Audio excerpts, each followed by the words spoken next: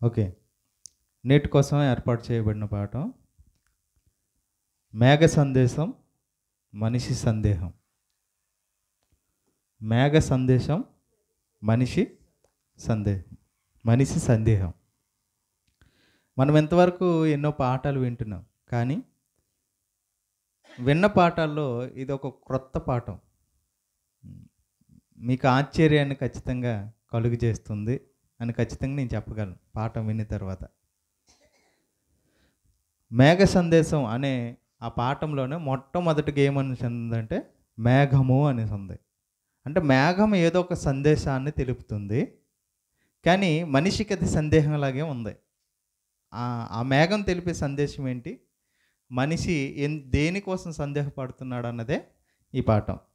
మొట్టమొదటిగా దేవుడు తనను గూర్చి తెలుసుకోవడానికి ఈరోజు మనం బైబిల్ అనే గ్రంథం ఉన్నప్పటికీ లేని సమయంలో కూడా యేసుక్రీస్తు భూమి మీదకి రానప్పుడు కూడా భక్తులు ధర్మశాస్త్రం లేనప్పుడు కూడా దేవుడు మనిషికి దేవుడు అంటే ఏంటో అర్థం అవ్వడానికి ప్రకృతిలోనే ఎన్ని విషయాలు పెట్టాడన్న సంగతి రోమపత్రిక 1వ అధ్యాయము చూడండి ఒకసారి.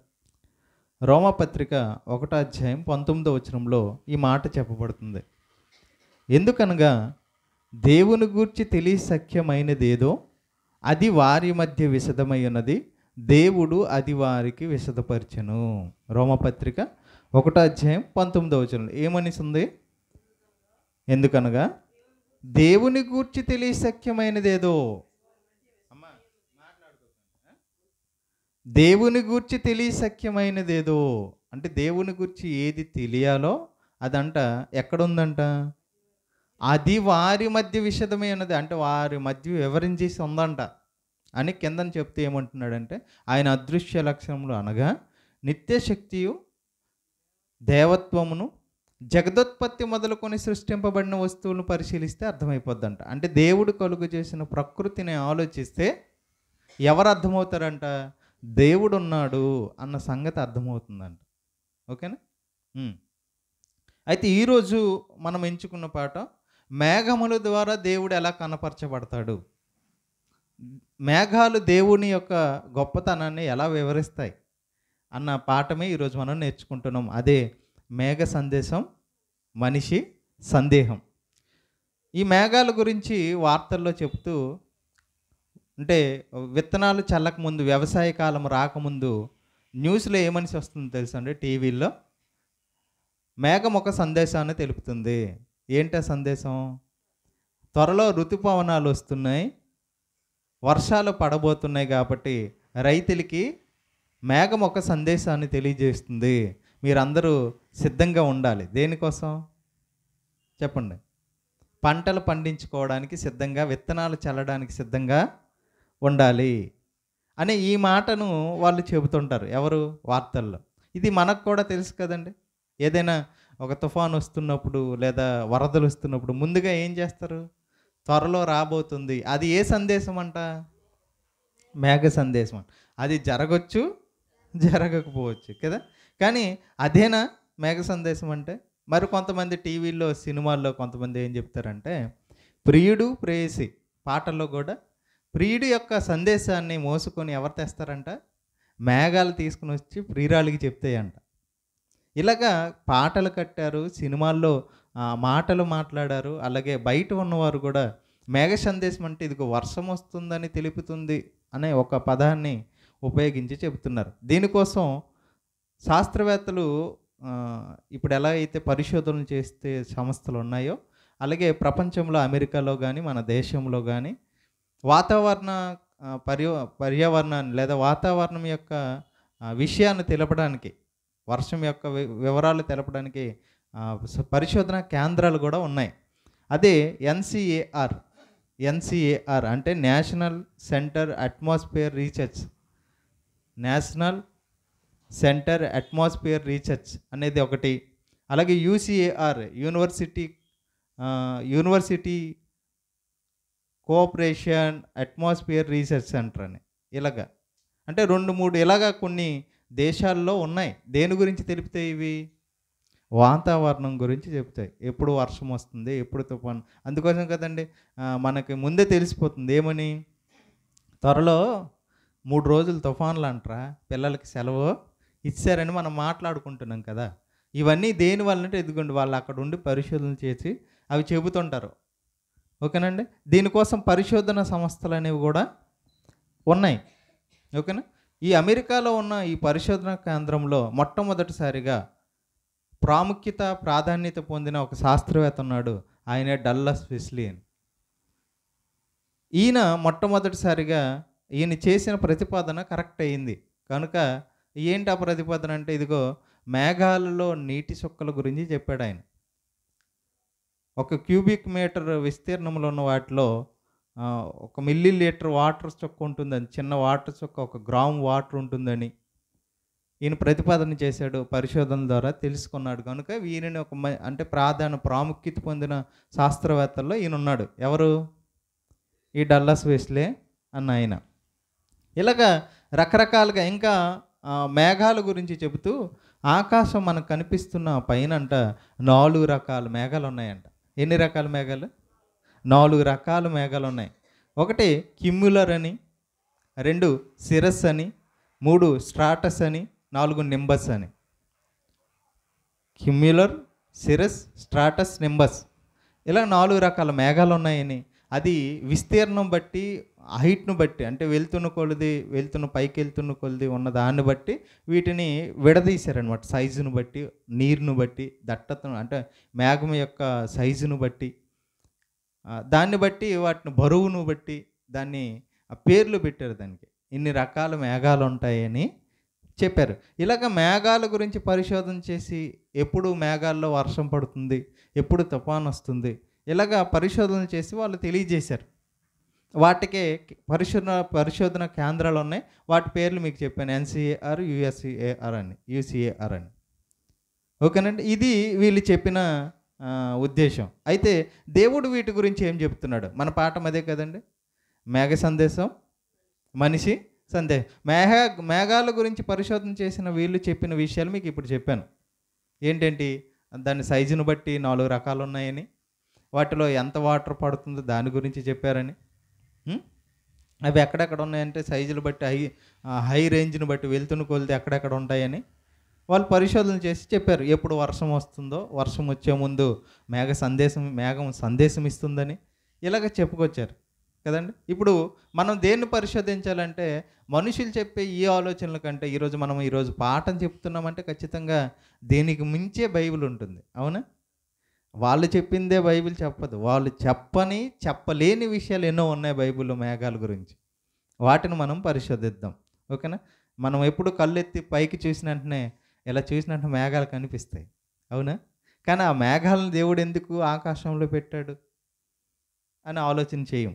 ఎప్పుడు మేఘాల నుంచి వచ్చిన వర్షాన్ని అనుభవిస్తూ వెళ్ళిపోతాం, కానీ ఈ మేఘాలను దేవుడు ఎందుకు సృష్టించాడు అన్న ఆలోచన మనం చేయం. కనుక ఈరోజు చేద్దాం. మేఘ సందేశం, మనిషి సందేహం. మేఘాల గురించి దేవుడు ఏం చెప్తున్నాడో యోబు గ్రంథం 38వ అధ్యాయం 37వ వచనం చదువుకుందాం. యోబు గ్రంథం 38వ అధ్యాయం 37వ వచనం.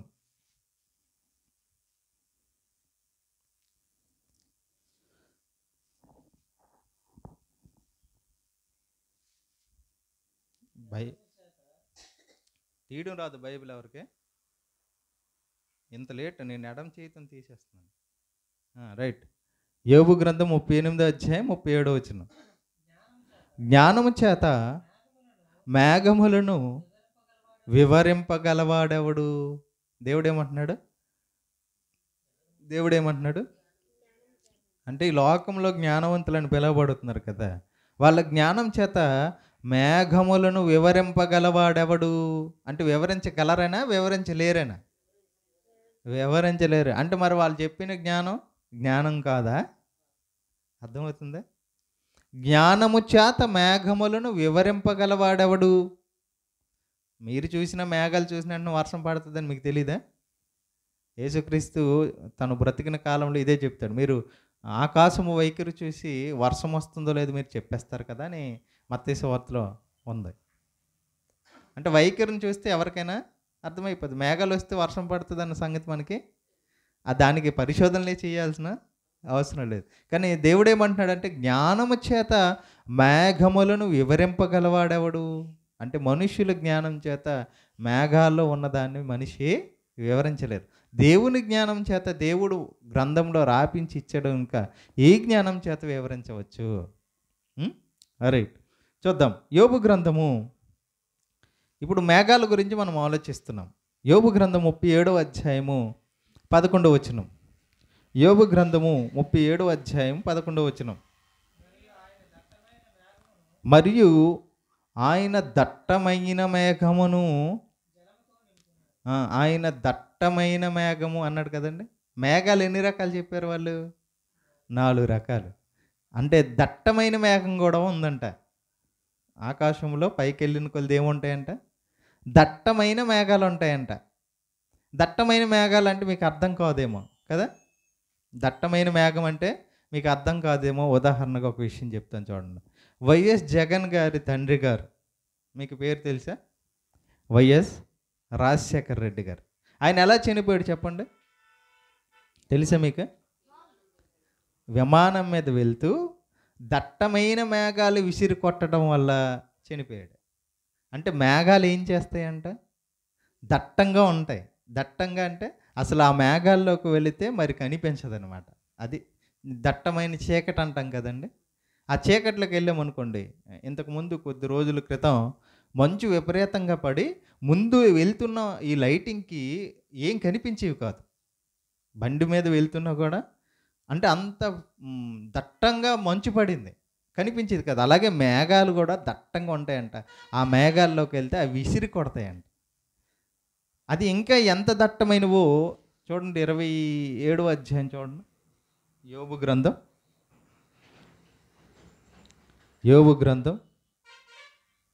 26వ అధ్యాయం 26వ అధ్యాయం. ఎస్ఏ 19:1 చదువుదాం ముందు, తర్వాత 26వ అధ్యాయంకి వద్దాం. ఎస్ఏ గ్రంథం 19వ అధ్యాయం 1వ వచనం.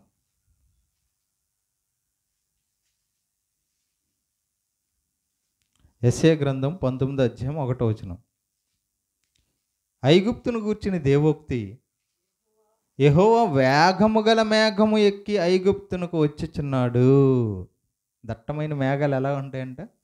వేగముగా వెళ్తాయంట. యెహోవా వేగము గల మేఘము ఎక్కి ఐగుప్తునకు వచ్చి ఉన్నాడు అంట. ఇదేంటంటే మేఘాల పైన దేవుడు వస్తాడా? మనకు ఆశ్చర్యం కలిగిస్తుంది. అంటే అవి అంత దట్టంగా ఉంటాయా? అర్థమవుతుందండి. మేఘాల్లో ఎన్ని రకాలు ఉన్నాయని చెప్పారు? 4 రకాలు చెప్పారు. అందులో దట్టమైన మేఘాలు ఉన్నాయి, ఓకేనా? దట్టమైన మేఘాలు ఉన్నాయి. దేవుడు చెప్తున్నాడు ఆ మేఘాలపైన దేవుడు వస్తాడంట. అక్కడ ఐగుప్తుని గురించి దేవోక్తి చెప్తున్నాడు. అంటే అవి ఎంత బరువుగా ఉంటాయో, ఎంత గట్టిగా ఉంటాయో చెబుతున్నాడు. అంటే అలాంటి రకాలు ఉన్నాయని దేవుడు ముందే బైబిల్ గ్రంథంలో చెప్పేశాడు. అసలు యేసుక్రీస్తు తాను చనిపోయి తిరిగి లేచిన తర్వాత పరలోకానికి ఎలా వెళ్ళాడు చెప్పండి?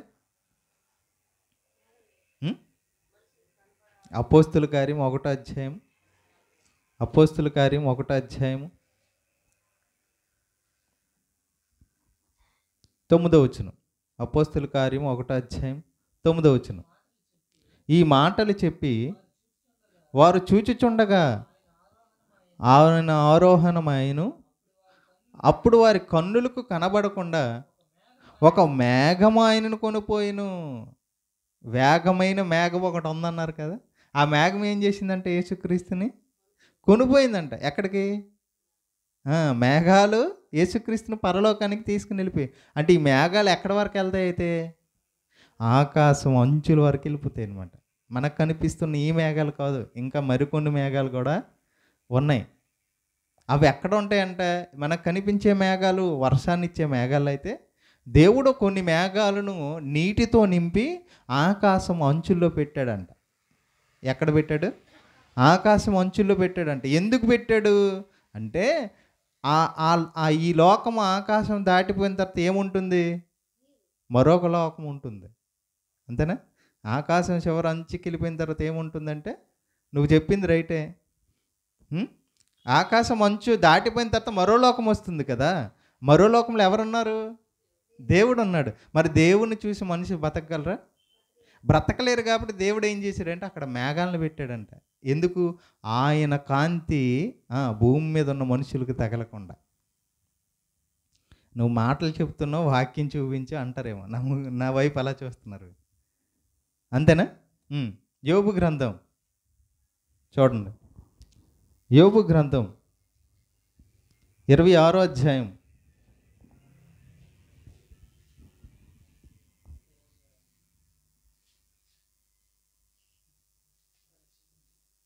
యోబు గ్రంథం 26వ అధ్యాయం 7వ వచనం చూడండి.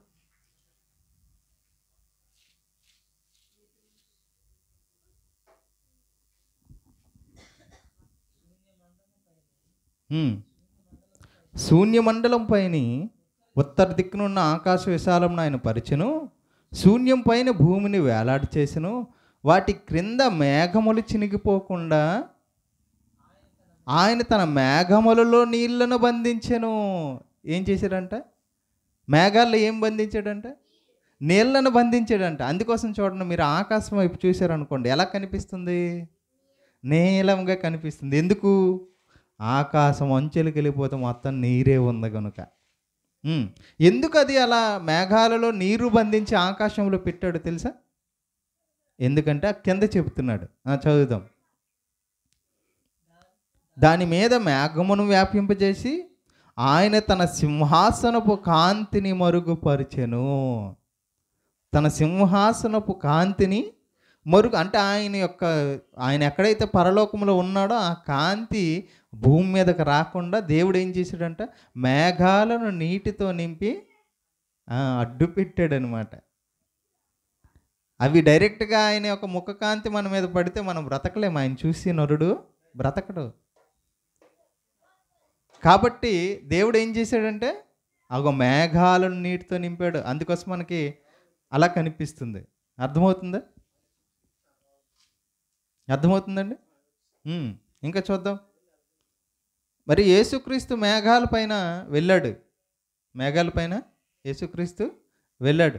అదే మేఘాల పైన తిరిగి రాబోతున్నాడా? యేసు మేఘాల పైన కొనుక్కోబడిన మనం అని అపోస్తలుల కార్యం 1వ అధ్యాయము 9వ వచనంలో చదివాం కదా. చూడండి, మళ్ళీ యేసుక్రీస్తు ఎలా రాబోతున్నాడో చెప్తున్నారు చూడండి. అక్కడే అపోస్తలుల కార్యంలో కూడా రాయబడింది. ప్రకటన గ్రంథం 1వ అధ్యాయం 7వ వచనం చదువుదాం.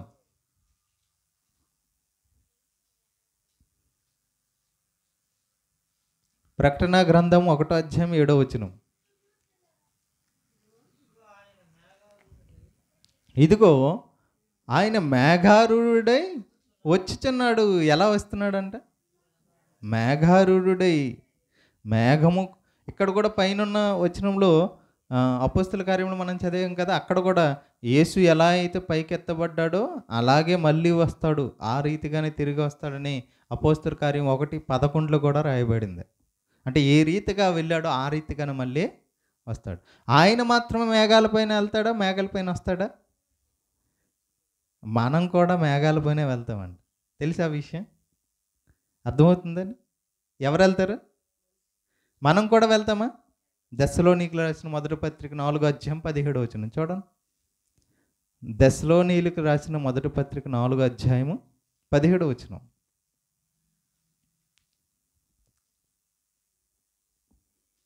ఆ మీదట సజీవులమై నిలిచి ఉండు మనము వారితో కూడా ఏకముగా ప్రభువును ఎదుర్కొనుటకు ఆకాశ మండలమునకు మేఘముల మీద కొనుపోబడదుము. ఎలా వెళ్తామంట? మేఘాల మీద వెళ్తామంట. ఎందుకంటే చివరపు అంచుల్లో ఏమున్నాయి? మనకు కనిపించే ఈ 4 రకాల మేఘాలు అయితే ఆ విశ్వం దాటిపోయే చివరిలో ఉండే మేఘాలు కూడా దేవుడు ఉంచాడు. ఆ మేఘాల మీద కొనుపోబడతామంట. ఇప్పుడు మీకు మరికొన్ని విషయాలు చెప్తాను చూడండి. రాబర్ట్ బాయిల్ అనే ఒక శాస్త్రవేత్త, రాబర్ట్ బాయిల్, ఆయన గాలికి బరువు ఉంటుంది అని చెప్పాడు. గాలికి బరువు ఉంటుంది. ఎలా నిర్ధారణ చేశాడో చెప్తాను చూడండి. ఒక బెలూను గాలి ఊదాడు. ఒక బెలూన్లో ఒక బెలూన్లో మామూలుగా ఉంచి దాన్ని తూక వేసాడు అనమాట. రెండిట్లో ఏది బరువు ఉంటుందో. గాలి ఉన్న బెలూనే బరువు ఉంది, గాలి లేని బరువును బరువు లేదు. ఆహా, అంటే గాలికి కూడా ఏముంటుంది? బరువు ఉంటుంది. ఇది ఎక్కడ బైబిల్లో చెప్పబడిందా? ఖచ్చితంగా. అంటే ఈ 100, 200 సంవత్సరాల్లో ఈ శాస్త్రవేత్తలు పరిశోధన చేసి చెప్పారు కానీ బైబిల్ ఎప్పుడో యోబు గ్రంథంలోనే చెప్పబడింది. ఒకసారి చూడండి. యోబు గ్రంథము 28వ అధ్యాయము. యోబు గ్రంథము 28వ అధ్యాయము 25వ వచనం. క్రీస్తు పూర్వం 1600 సంవత్సరాల క్రితం బైబిల్ చెప్పింది. అంటే ఇప్పటికి 3600 సంవత్సరాల క్రితం బైబిల్ చెప్పింది. ఏమని? గాలికి ఇంత బరువు ఉండవలెనని ఆయన నియమించినప్పుడు గాలికి ఎంత బరువు ఉండాలో దేవుడు ముందుగానే చెప్పేశాడు. ఎంత బరువు ఉండాలి గాలి అని దేవుడు నియమించేశాడంట. ఇది ఎందుకు చెబుతున్నాను ఈ మాట అంటే, గాలిలో కూడా తడి గాలి ఉంటుంది, పొడి గాలి ఉంటుంది. చెప్పండి, గాలిలో తడి గాలి ఉంటుంది, పొడి గాలి ఉంటుంది. అవునా? ఇది మనం ఎప్పుడైనా ఆలోచించామా? అదేంటో చూడండి. ఇప్పుడు ఇంట్లో కిటికీలు ఉంచుతారు కదా, ఎందుకు ఉంచుతారు చెప్పండి? ఆ గాలి ఏ గాలి? తడి గాలి లోపలికి వస్తుంది. మీకు తెలుసా విషయం? ఎందుకంటే వర్షం పడిన తర్వాత లేదా చెరువుల్లో ఉండే ఆవిరి లేచేది లేదా ఆ చెరువులు నీళ్ళను తాక్కుని వచ్చే గాలి తడి గాలి. దాన్ని మనం పీలుస్తున్నాం. మనం పీల్చేటప్పుడు శ్వాస చల్లగా ఉంటుంది చూడండి కావాలంటే. కానీ మనం విడిచిపెట్టేటప్పుడు నిశ్వాస ఎలా ఉంటుంది? అంటే వేడి గాలి ఉంది, చల్లగాలి ఉంది. చల్లగాలి రావడానికి కిటికీలు తెరుస్తావు, వేడి గాలి బయటికి వెళ్ళడానికి వెంటిలేటర్స్ పెడతారు. ఇంట్లో వెంటిలేటర్స్ పెడతారు, మీకు తెలుసో తెలీదు. అది ఏం చేస్తుందంటే వేడి గాలిని బయటికి తీసుకువెళ్తుంది. వేడి గాలి తేలుతుంది, తడి గాలి బరువు ఉంటుంది. ఇది మీకు తెలుసో తెలీదా? మరి తడిగా ఉంటే ఏమవుద్దండి? బరువే ఉంటుంది. ఇప్పుడు బెలూన్లో ఊదే గాలి ఏంటి? వేడి గాలి అయినా తడి గాలి అయినా పైకి వెళ్తుంది చూడండి. దాన్ని బట్టి మనం చెప్పవచ్చు ఏ గాలి అనేది. అది అంత ఎత్తుకెళ్ళి మళ్ళీ ఎక్కడికి రావాలి? కిందకి రావాలి. ఈరోజు మనం ఒక గ్లాసు నీళ్ళు ఇలా గాలిలో విసిరామనుకోండి, ఏమవుతుందండి? ఎందుకు? భూమి ఆకర్షణ శక్తి అంటాడు, గ్రావిటీ. చెప్పే కదా నువ్వు. ఆకర్షణ శక్తి వల్ల ఏ వస్తువైనా ఆకాశంలో కానీ మనం విసిరేటప్పుడు కానీ అది ఉండదు. ఎక్కడ పడిపోద్ది? మళ్ళీ భూమి మీద పడిపోతుంది. అవునా? ఇది మనందరికీ తెలుసు. మరి ఆకాశంలో మేఘాలు ఉన్నాయి కదా, మేఘాల్లో ఎంత నీరు ఉందండి? ఒక పట్టణాన్ని ముంచే అంత నీరు ఉంటుంది. మోకాలు సైతం ఒక 2 రోజులు వర్షం పడితే మన ఊరు మొత్తం పారుతుంటుంది నీరు. అంత నీరు పడుతుందంటే ఎంత నీరు మేఘాల్లో ఉంది? ఎక్కువే ఉంది. మరి ఇలాంటి మేఘాలు భూమి ఆకర్షణ శక్తికి కిందకెందుకు పడిపోవట్లేదు? అర్థమవుతుందా? ఒకవేళ నువ్వు ఆకర్షణ శక్తి వల్ల అన్నీ పైకి వెళ్ళినవన్నీ కింద పడిపోవాలి అని చెప్తున్నారు. మరి అలాంటప్పుడు మేఘాలు ఎందుకు పడవు?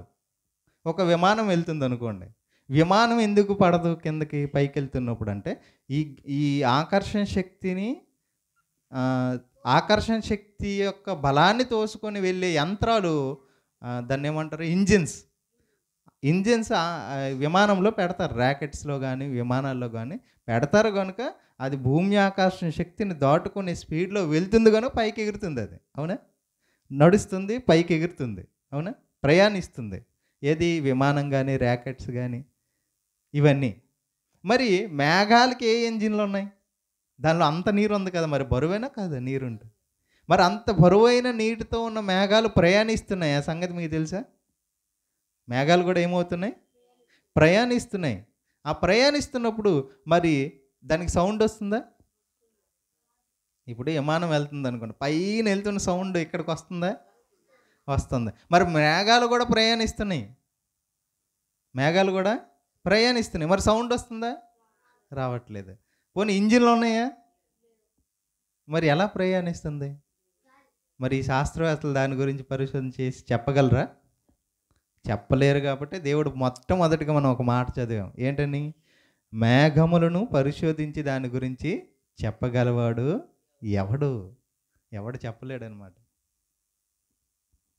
చూసారా? అంటే అంత అద్భుతమైన విషయాలను దేవుడు బైబిల్ గ్రంథంలో మన కోసం రాపించాడు. అది చదువుతున్నప్పుడల్లా మనం చాలా విషయాలు మనము నేర్చుకోవచ్చు. అర్థమవుతుందండి? ఇంకా ఇంకా ఇంకా తెలియాలంటే మనకి మెరుపు పుడుతుంది కదా. మీరు విన్నారు, చూశారు. మెరుపులు వస్తాయి కదండి. వర్షం పడే ముందు ఏమొస్తుంది? మెరుపు. మెరుపులు ఎందుకు వస్తాయో తెలుసండి? శాస్త్రవేత్తలు చెప్పిన మాట నేను చెప్తాను చూడండి. అంటే దేవుని మాటకి మనుషుల మాటలకి ఎంత వ్యత్యాసం ఉందో చెబుతున్నాను మీకు. మనుషుల మాటలకి దేవుని మాటలకి ఎంత వ్యత్యాసం ఉందో చెబుతున్నాను. మెరుపు ఎలా పుడుతుందని శాస్త్రవేత్తలు చెప్పారంటే, ఒక మేఘం ఇంకో మేఘంతో గుద్దుకుంటే, ఢీకుంటే అప్పుడంట అందులో ధనావేశం ఏర్పడుతుందంట, భూమి నుండి రుణావేశం ఏర్పడుతుందంట. ఈ రెండు కలిస్తే మెరుపు పుడుతుందంట. అర్థమవుతుందా? ఇలాగ చెప్పారు శాస్త్రవేత్తలు. ఒకటొకటి గుద్దుకుంటే ఏం జరుగుతుందంటే మెరుపు వస్తుందంట. కానీ బైబిల్ ఏం చెప్తుంది చూద్దాం. మెరుపు ఎలా పుడుతుంది చూడండి. యోబు గ్రంథం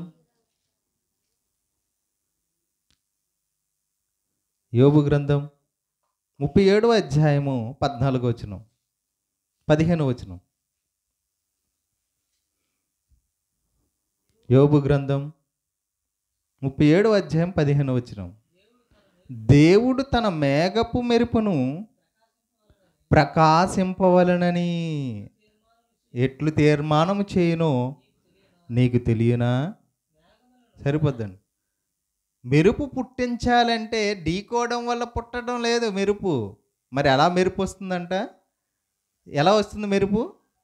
దేవుడు చెబితే వస్తుంది. దేవుడు తన మేఘపు మెరుపు ప్రకాశింపవలెను. అంటే మెరుపు రావాలంటే ఎవరు చెప్పాలి? ఎందుకు చెప్పాలి? అంటే వర్షం మేఘాలకి మెరుపు రావాలంట. మెరుపు ఎందుకు వస్తుందో తెలుసా? ఇప్పుడు ఇంత నిండిపోయిన ఈ మేఘంలో నీరు నీ మీద కురిపించాలనుకోండి. ఫుల్గా నిండిపోయింది మేఘం మొత్తం, నీరు ఉంది. ఈ మేఘాల్లో ఉన్న నీరు భూమి మీద కురిపించాలి. భూమి మీద కురిపించాలి. ఇప్పుడు ఏం చేయాలి? దేవుడు మెరుపును పుట్టిస్తున్నాడు. మెరుపును పుట్టిస్తే ఈ మెరుపు దానికి తగలడం వల్ల అది అప్పుడు వర్షాన్ని కురిపిస్తుంది భూమి మీద. అందుకని చూడండి, ఎప్పుడు వర్షం వచ్చినా ముందేం జరుగుతుంది? మెరుపు వస్తుంది. మీకు ఉదాహరణ అర్థం అవడానికి, సిమెంట్ పని చేసేటప్పుడు స్పాంజ్ అనేసి ఒకటి ఉంటుంది, మీరు చూసారా? అది నీటిలో ముంచామనుకోండి, మొత్తం నీరు అయిపోద్దా? దాని నీరు మొత్తం పోవాలంటే ఏం చేయాలి చెప్పండి? పిండాలి, అవునా? అలాగే దేవుడు కూడా మేఘములో ఉన్న నీటిని మెరుపు ద్వారా పిండుతున్నాడు మన మీద. మెరుపు పుట్టించగానే మేఘంలో నీరేమవుతుంది? కురుస్తుంది. అలా కురవాలంటే దేవుడు మెరుపును పుట్టిస్తాడు తప్ప రెండు గుద్దుకుంటే జరిగే పని కాదు. ఇదేంటి భూమి మీద రోడ్డు మీద వెళ్తాం, బైక్ యాక్సిడెంట్ అయ్యింది, అలాగే ఆకాశంలో యాక్సిడెంట్ అవుతుందని చెప్పడానికి. అర్థమవుతుంది? ఇలా కావాలంటే ఈ మాట ఉంది చూడండి, కీర్తనల గ్రంథం 135వ అధ్యాయం 7వ వచనం. కీర్తనల గ్రంథం 135వ అధ్యాయం 7వ వచనం.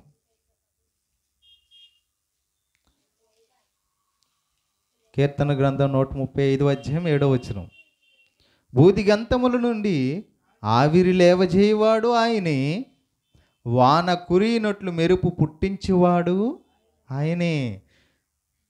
వాన కురియినట్లు మెరుపు పుట్టించువాడు ఆయనే. వాన కురియినట్లు మెరుపు పుట్టించేవాడు ఆయనే. మెరుపు పుట్టించేది ఎవరు? దేవుడు. ఎందుకు? వాన కురవడానికి. వాన కురవడానికి. వాన ఎలా కురుస్తుందో మీకు తెలుసా అండి? 7వ వచనంలో ఇంకో మాట రాసి ఉంది చూడండి. భూదిగంతముల నుండి ఆవిరి లేవజేయవాడు ఆయనే. ఆయనే ఆవిరి లేవజేయవాడు అన్నాడు కదండి. ఈరోజు సముద్రంలో నీరు ఉంది కదా, సముద్రంలో నీరు ఉప్పుగా ఉంటుంది. ఉప్పు నీరు మనకి దేనికైనా ఉపయోగపడుతుందా? ఉపయోగపడదు. కనుక ఇప్పుడు ఎలా అయితే చూడండి, మనం సెంటర్కి వెళ్ళామనుకోండి, క్యాన్లతో వాటర్ తెచ్చుకుంటారు తాగడానికి. దాన్ని ఏ వాటర్ అంటారు చెప్పండి? ఫిల్టర్ వాటర్ అంటారు. నీకు ఈ ఫిల్టర్ తెలుసు, కానీ దేవుడు కూడా ఫిల్టర్ చేస్తున్నాడు అనే సంగతి మీకు తెలియదు. ఎలా తెలుసండి? ఉప్పు నీటిని దేవుడు ఆవిరిగా లేవజేసి వాటిలో మేఘాల్లోనికి పంపిస్తున్నాడు. ఉప్పు నీటిని దేవుడు ఆవిరిగా చేసి ఎక్కడ పంపిస్తున్నాడు? మేఘాలుగా చేస్తున్నాడు. అంటే దేవుడు ఉప్పు నీటిని తీసుకొని ఫిల్టర్ చేస్తున్నాడు. ఫిల్టర్ చేసి ఏ నీరు పంపిస్తున్నాడు? మంచి నీటిని, అదే వర్షం. వర్షం భూమి మీద పడిన తర్వాత అది భూమిలోనికి వెళ్ళి భూమి లోపల పొరలు ఉన్నాయి, ఇంకా ఆ పొరల్లో ఈ నీటిని దాచిపెట్టి నువ్వు బోరు తీసిన వెంటనే బయటకు వస్తాయి. అదే ఉప్పు నీరు నువ్వు తాగగలవా? తాగలేవు. కనుక దేవుడు ఫిల్టర్ చేసి ఫిల్టర్ వాటర్ నీకు భూమిలో పంపించి భూమి ద్వారా నువ్వు బోరు వేసుకున్నా, ఇంజిన్ పెట్టి తోడుకున్నా ఆ నీరు బయటికే వస్తుంది. అంటే ఫిల్టరింగ్ ఎవరు చేస్తారు మొట్టమొదటిగా? అది. ఇప్పుడు చాలా దేశాలు కూడా ఈ ప్రయత్నాలు చేస్తున్నాయి. ఏంటి? ఉప్పుని, సముద్రపు నీరుని మంచి నీరుగా మార్చడానికి ప్రయత్నాలు చేస్తున్నారు ఇప్పుడు. కానీ దేవుడు ఎప్పటి నుంచో చేస్తున్నాడు. ఈ ఈ నీటిని, సముద్రపు నీటిని మంచి నీటిగా మనకు అందిస్తున్నారు. చాలామంది, కొంతమంది అంటున్నారు ఏమని అంటే, వర్షం మా పొలాల్లో కురవచ్చు కదా, మా ఇంటి దగ్గర ఎందుకు అంటారు. విన్నారా ఎప్పుడైనా? పొలాల్లో కురిస్తే వ్యవసాయానికి మంచిది, కానీ ఎక్కడ కురిస్తే ఏం ప్రయోజనం అంటారండి. మీరు విన్నారో లేదు? ఇక్కడ కురిస్తేనే కింద నీరు ఉంటాయి నీకు. భూమిలోనే వెంటనే దవ్వేసిన వెంటనే నీరు ఎక్కడి నుంచి వస్తుంది నీకు? ఓన్లీ పొలంలోనే కురిసింది అనుకో, మరి మీ ఇంటి దగ్గర నీళ్ళు తాగాలంటే ఎక్కడి నుంచి వస్తాయి? అందుకని దేవుడు ప్రతి స్థలంలో ఆయన ఎక్కడెక్కడ కురిపించాలనుకుంటున్నాడు. సముద్రంలో నీరు మేఘాల్లోకి వెళ్ళి అక్కడే కురుస్తుందా? అక్కడ నీటిని మోసుకొని వస్తుందా? దేవుడు చూడండి ఎంత జ్ఞానంతో దేవుడు మేఘాలను కట్టాడు. సముద్రంలో ఆవిరవుతుందా? ఆ ఆవిరిని మేఘాలు తీసుకుంటున్నాయా? ఆ మేఘాలు ఏం చేస్తున్నాయి చెప్పండి? మోసుకొని వస్తున్నాయి నీటిని. దేవుడు ఎక్కడ కురిపించాలి అనేసరికి దేవుడు ఒక మెరుపును పుట్టించేసరికి ఆ ప్రదేశంలో పడుతుంది. మరి మేఘాల దగ్గర ఆవిరి తీసుకుని అక్కడే ఒలికించేయచ్చు కదా. చూడండి ఎంత అద్భుతంగా దేవుడు వాటిని నడిపిస్తున్నాడు. మళ్ళీ 137 యోబు గ్రంథం 37 అధ్యాయం. యోబు గ్రంథం 37 అధ్యాయం.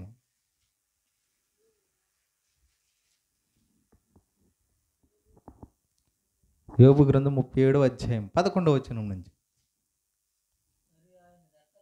మరియు ఆయన దట్టమైన మేఘమును జలముతో నింపును, తన మెరుపు గల మేఘమును వ్యాపింపజేయును. ఇక్కడ చూడండి మళ్ళీ 26 యోబు గ్రంథం 26వ అధ్యాయం 8వ వచనం.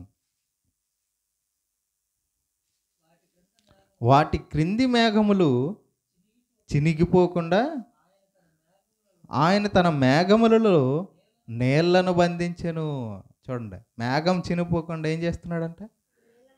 అది ఎందుకు అనేది మనం ఇంతకుముందు మనం చదువుకున్నాం. ఇప్పుడు 37:12కి వద్దాం. 37 అధ్యాయం యోబు గ్రంథం 12వ వచనం.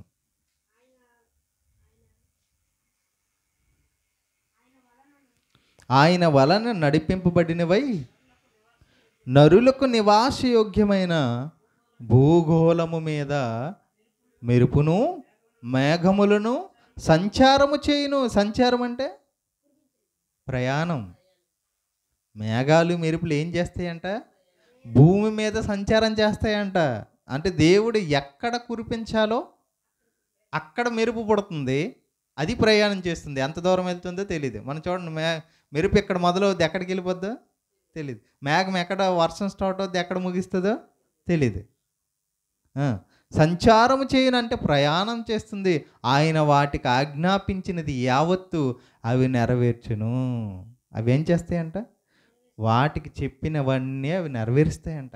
ఎవరు చెప్పండి? మేఘాలు.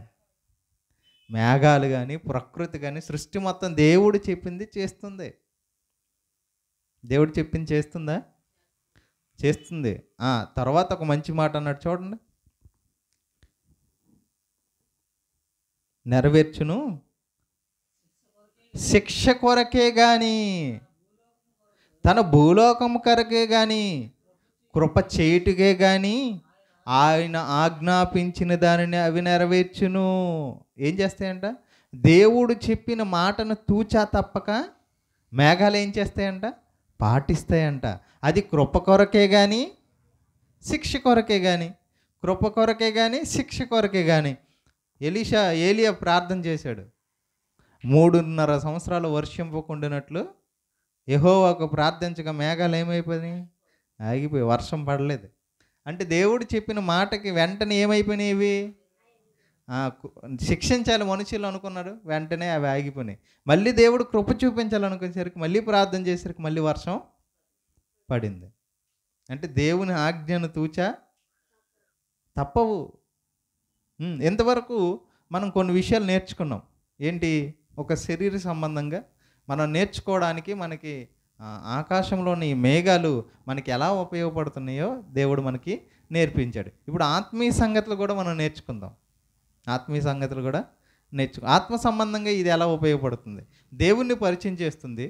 ఇది దేవుడు లేకపోతే జరగదన్న సంగతి మనకి ఎంతవరకు అర్థమైంది. దేవుడు ఇంకా ఈ మేఘాలను ఎటువంటి ఉదాహరణతో ఉపమానాలతో మనకు తెలియజేస్తున్నాడో హెబ్రీలకు రాసిన పత్రిక చూడండి 12వ అధ్యాయము. హెబ్రీలకు రాసిన పత్రిక 12వ అధ్యాయం 1వ వచనం. హెబ్రీలకు రాసిన పత్రిక 12వ అధ్యాయం 1వ వచనం.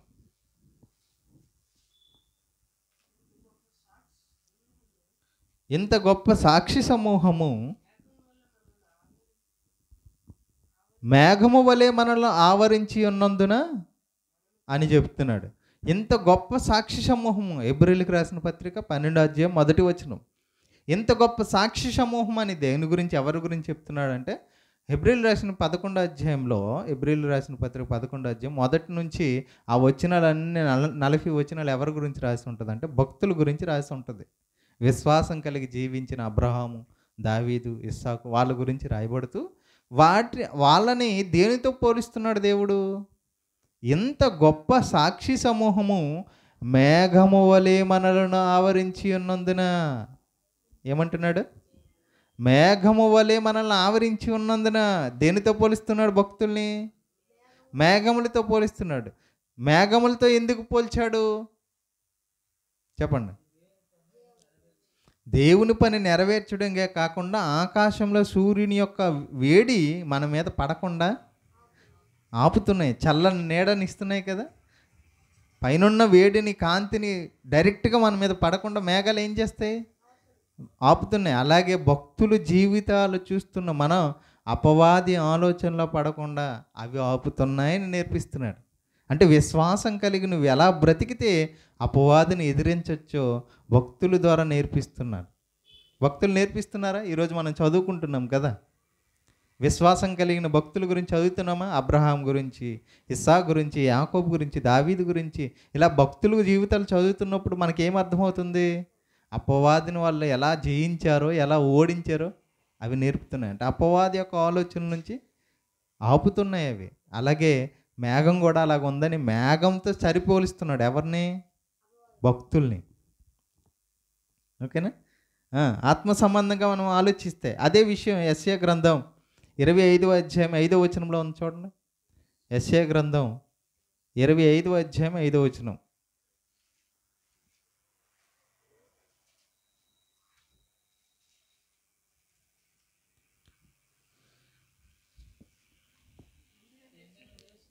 ఎండిన దేశములో ఎండ వేడిమి అణిగిపోవునట్లు నీవు అన్యుల కోసం అణిచివేసితివి.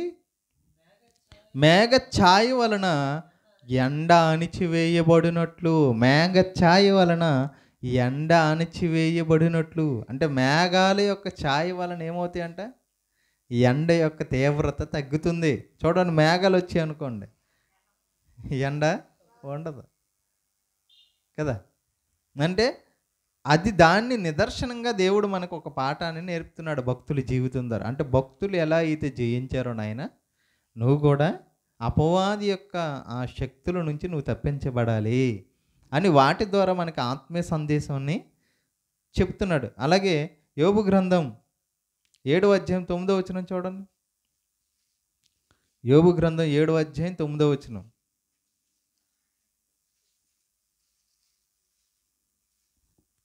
ఏడో అధ్యాయం యోబు గ్రంథం 9వ వచనం. మేఘము విడిపోయి అదృశ్యమగునట్లు.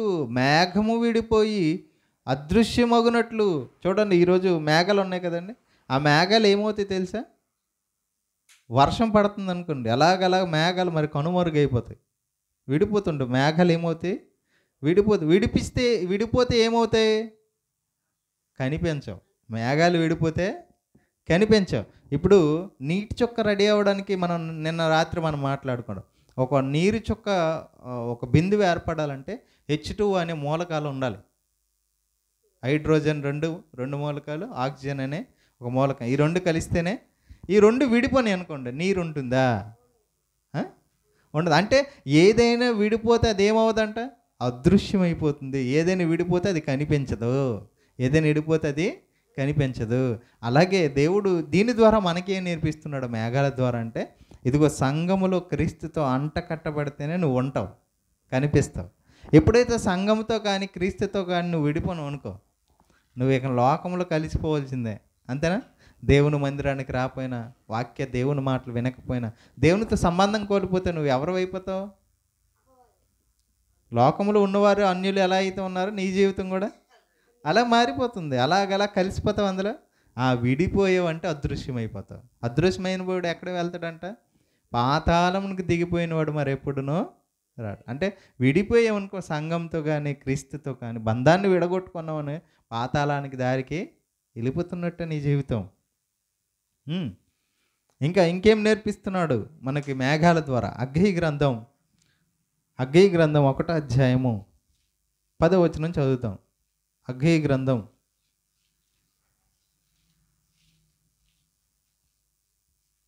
1వ అధ్యాయము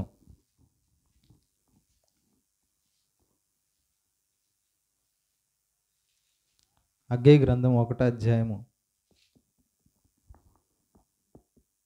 9వ వచనం నుంచి చదువుదామా? ఓకే, 10వ వచనం చదివేద్దాం డైరెక్ట్గా.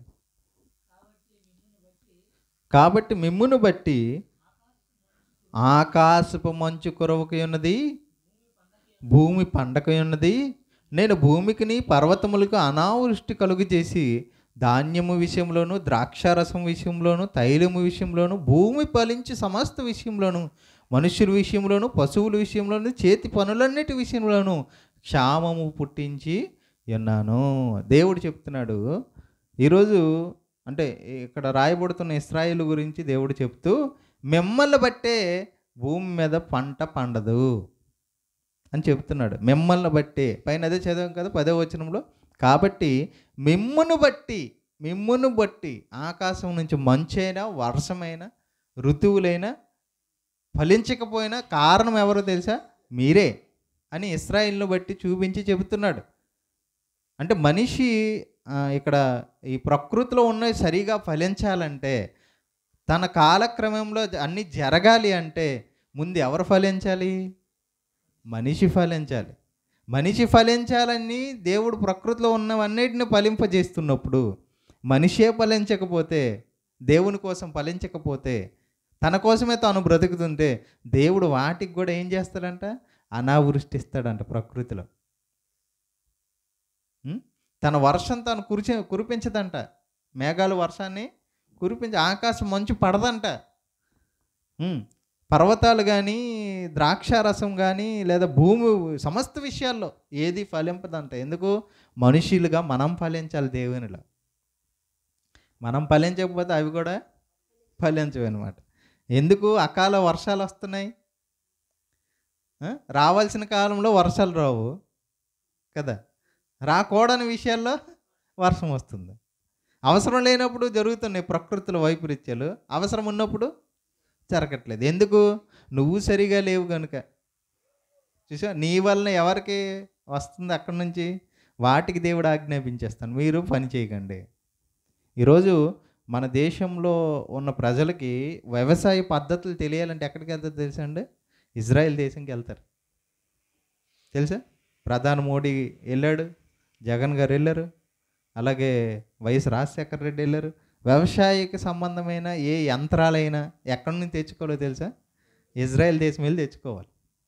అంత నాలెడ్జ్ కలిగిన దేశం అది ఇజ్రాయెల్ దేశం. అలాంటి దేశానికి దేవుడు ఏమేమి చెప్పిస్తున్నాడు? మీరు సరిగా లేకపోతే మీ పంటలు కూడా సరిగా ఉండవు. అది ఆ దేశానికే కాదు, ఏ దేశానికైనా. ఉం? మనం పండితేనే అవి పండుతాయి. మనం సరిగా బతికితేనే అవి సరిగా దేవుడు బ్రతికిస్తాడు. అర్థమవుతుందండి? యోధా గ్రంథంలో ఇంకొక మేఘాలు కూడా ఉన్నాయి. అవి అవి చూద్దాం. యోధా గ్రంథం 1:12. యోధా గ్రంథం 1:12.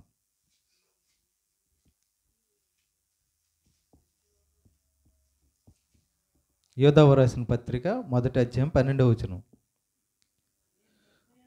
వీరు నిర్భయంగా మీతో సుభోజనం చేయుచు తమ్మును తాము నిర్భయంగా పోషించుకునుచు మీ ప్రేమ విందుల్లో దొంగ మెట్టలుగా ఉన్నారు. వీరు గాలి చేత ఇటు అటు కొట్టుకుని పోవు నిర్జల మేఘములుగాను అన్నాడు.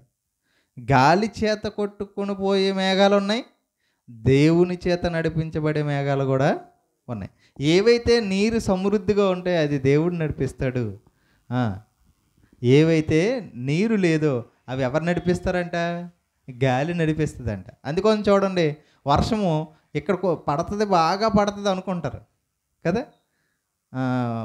వైఎస్ రాజశేఖర రెడ్డి తన రాజకీయ కాలంలో వర్షాలు పడట్లేదు అని ఏం చేశాడు తెలుసా? ఆకాశంలోనికి విమానాల ద్వారా, ర్యాకెట్ల ద్వారా వెళ్ళి రసాయనాలు చల్లాడు మేఘాలకి. అంటే వర్షం పడాలని ఏదో సైంటిస్టులు కనిపెట్టి ఇస్తే ఆ మందు స్ప్రే చల్లేసి వచ్చారండి. కొన్ని కోట్ల రూపాయలు ఖర్చు పెట్టారు అలా చేయడానికి. కానీ నీటి చుక్కలు పడ్డాయి కానీ వర్షం పూర్తిగా పడలేదు. ఎందుకు? వీళ్ళు వేసింది మేఘాలు. ఏ మేఘాలకి వేసారు? నిర్జల మేఘాలు. అందులో నీరు లేదు. నువ్వు ఎన్ని రసాయనాలు చల్లితే నీళ్ళు పడతాయా? నీళ్ళున్న మేఘాలే జల్లితే ఒకవేళ అవి ఎక్కడ ఉంటాయంటే పైన ఉంటాయి. ఇంకా నీళ్ళు లేని మేఘాలకు నువ్వు వెళ్ళి జల్లీసి వస్తే అదేమవుతుంది? అంత ఉన్న నీరు ఎంత ఉందో అంత పడుతుంది. గాలి వేసినప్పుడు ఇక్కడ నుంచి ఇంకో దగ్గరికి వెళ్ళిపోతుంటుంది.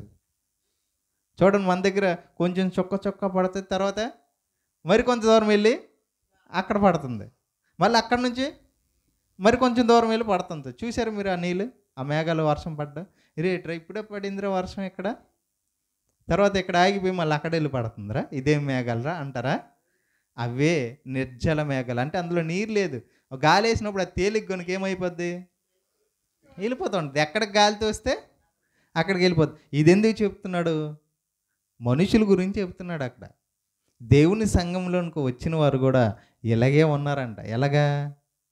ఇక్కడ నచ్చితే కొంచెంసేపు ఉంటారు, కొద్ది రోజులు వస్తారు వాక్యం వినడానికి. ఇక్కడ నచ్చలేదు అనుకో ఇంకో దగ్గరికి వెళ్తారు. అక్కడికి వెళ్ళి అక్కడ నచ్చకపోతే ఇంకో దగ్గరికి వెళ్తారా? అంటే వీళ్ళు ఎలా ఉన్నారంట? నిర్జల మేఘాలు. దేవుని చేత నడిపింపబడితే అలాగ ఉండరు. గాలి చేత నడిపింపబడితే, అంటే వాక్యం అనే నీరు మనలో సమృద్ధిగా ఉందనుకోండి, వాక్యమైన నీరు మనలో సమృద్ధిగా ఉందనుకోండి, దేవుని చేత నడిపింపబడతాం. వాక్యమైన నీరు మన హృదయంలో లేదనుకోండి, ఏటైనా కొట్టుకుని వెళ్ళిపోతాం. అర్థమవుతుందండి? అంటే దేవుడు ఎన్ని పాఠాల మేఘాల ద్వారా మనకు నేర్పిస్తున్నాడు. మేఘాల్లో నీరుందా? జలములతో నింపి, మేఘములను జలములతో నింపి అన్నాడు కదా. మరి ఇప్పుడు ప్రయాణం చేస్తున్నప్పుడు మరి మేఘాలు ఏమవ్వాలండి? ఊగిపోవాలి, లేదా నీరు ఒలిగిపోవాలి. అవునా కాదా? ఇప్పుడు మీకు ఉదాహరణ, కొండలో నీరు ఉన్నాయనుకో, మోసుకొని వెళ్తున్నప్పుడు ఏమవుతాయిరా? ఒలుగుతాయి. ఒక ట్యాంకులో నీరు ఉన్నాయనుకో, వాటర్ ట్యాంక్ కానీ, పాల ట్యాంక్ కానీ, ఆయిల్ ట్యాంకులు కానీ వెళ్తుంటాయి. గతుకులు వస్తాయి రావండి, అంటే లోతు ఎత్తు ప్రదేశాలు ఉంటాయి, దాని నుంచే కదా వెళ్తుంది. మరి అలాంటప్పుడు వెయిట్ ఎక్కువ బరువు ఉన్న ఈ ఆయిల్ ట్యాంక్ పడిపోవాలా లేదండి? మీకు అర్థం అవడానికి, ఇప్పుడు ఈ సైడ్ దిగువ ఉందనుకోండి, బండి అలాగ వెళ్తున్నప్పుడు ఈ ట్యాంక్ వాటర్ ఇలా కొట్టాయి అనుకోండి, ఏమవుతాయి? బయటికి పడిపోవడమైనా, లేకపోతే ట్యాంక్నే తిరగబడిపోద్ది. అవునా కాదా? కానీ అలా మనకు ట్యాంకులు కనిపిస్తాయి కదా, మీరు ఆయిల్ ట్యాంకులు కానీ వాటర్ ట్యాంకులు కానీ చూసారు అనుకోండి, బయటికి మీకు ఎలాగైతే ఆకారం కనిపిస్తుందో లోపల అలాగ ఉండదు. మీరు ఎప్పుడు చూడలేదేమో. లోపల నీరు ఒతికిపోకుండా అడ్డుకట్టలు వేస్తారు అందులోన. అంటే అల్లికల్లా కడతారు దాన్ని, నీరు ఇలా కొట్టేటప్పుడు ట్యాంక్ పడకుండా. అంటే ఈ నీటి ట్యాంక్ ఇంత ఆలోచించి వెళ్ళి పెట్టారు. మరి దేవుడు మేఘాల్లో కూడా ఎన్ని రకాల అమరికలు చేశాడు చూడండి. నీరు వదిలిపోకుండా ప్రయాణం చేస్తున్నాయంటే ఎంత అద్భుతంగా మేఘాన్ని దేవుడు సృష్టించాడు. ఎవరి కోసం? అవి మన కోసం. మరి మనం ఎవరి కోసం? దేవుని కోసం ఆలోచిస్తామని ప్రకృతిలో ఎన్ని పెట్టాడు దేవుడు. ఇది మేఘాలకు అర్థమైంది. మేఘం సందేశం చెబుతుంది ఏమని? నాయన నన్ను సృష్టించి నన్ను నడిపిస్తున్నది దేవుడు, నీకు వర్షాన్ని కురిపించేటట్లు చేస్తుంది దేవుడు. మరి నువ్వేం చేయాలి? నువ్వు దేవుని కోసం బ్రతకాలని అలాగే అని మేఘం సందేశం ఇస్తుంది. కానీ మనిషికి ఇంకా సందేహమే. ఏమని? దేవుడు ఉన్నాడో లేడో. పాఠం అర్థమైంది ఇప్పుడు. మేఘ సందేశం, మనిషి సందేహం. ఇప్పటికీ సందేహాల్లో ఉన్నాడు. అలాంటి సందేహాలన్నీ తీర్చేది ఎవరు? బైబిల్, దేవుడు, దేవుని మాట. ఓకేనండి, ప్రార్థన చేసుకుందాం.